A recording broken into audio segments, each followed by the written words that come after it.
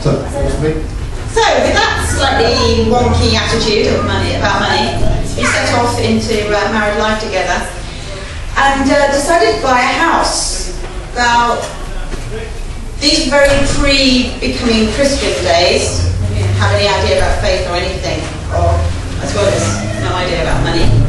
And our kind of attitude was, like many people still these days, was if there's something I want, then I probably deserve to have it, so we'll find a way of getting it. And there's always those people who are lending the money to get it. So even though Dave's wage wasn't really very much, we went ahead and got ourselves a gigantic mortgage. I can't remember the actual figures. Well, we decided that we wanted a house, and it was my right because I'd been brought up in the stockbroking belt, so we just wanted a house. This is 1989, we just got married. So I said to my dad, can you lend me lots of money? Which means to me, can you give me lots of money? So that I can buy a house. He said, no problem, son. Here's 25,000, go off and just put it in. So we had bought this house for 63,000, a £38,000 mortgage. I was earning £7,500 in orders of Portsmouth as the floor manager of the furniture department. My whole wage coming in did not cover the mortgage payment. I earned £750 a month.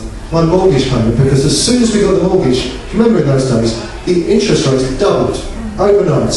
We went from £300 a month to about £780 a month, and I literally wasn't earning enough to even pay the mortgage. But there was still no sense, it's okay, because I had credit cards. And I just had this belief that, just go back to Dad, he'll pay me up.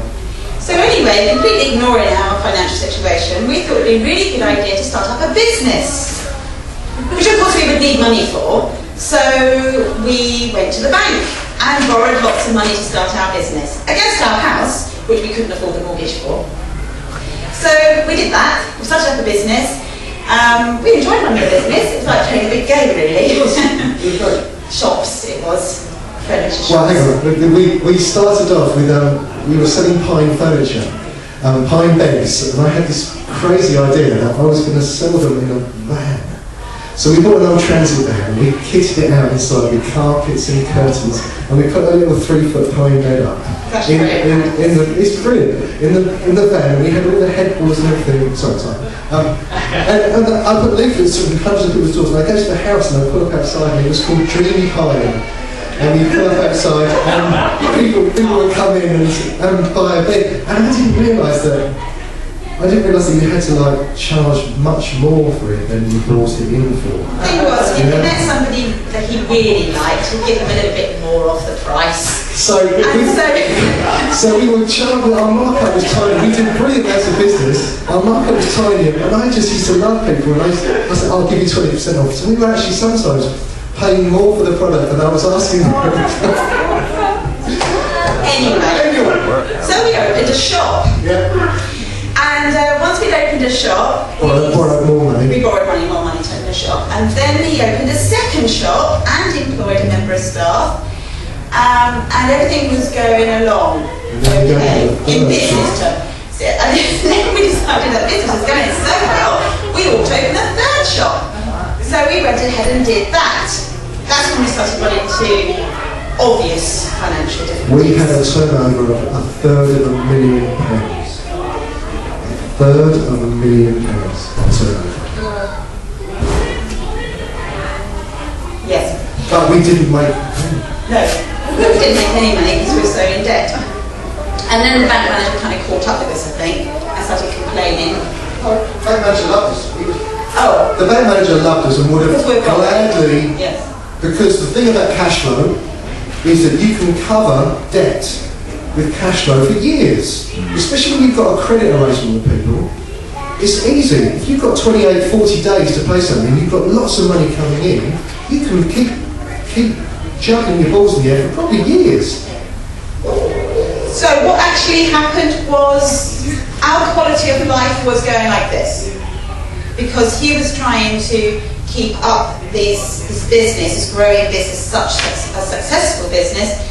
And meantime, I'd had two children. They were both tiny at that time.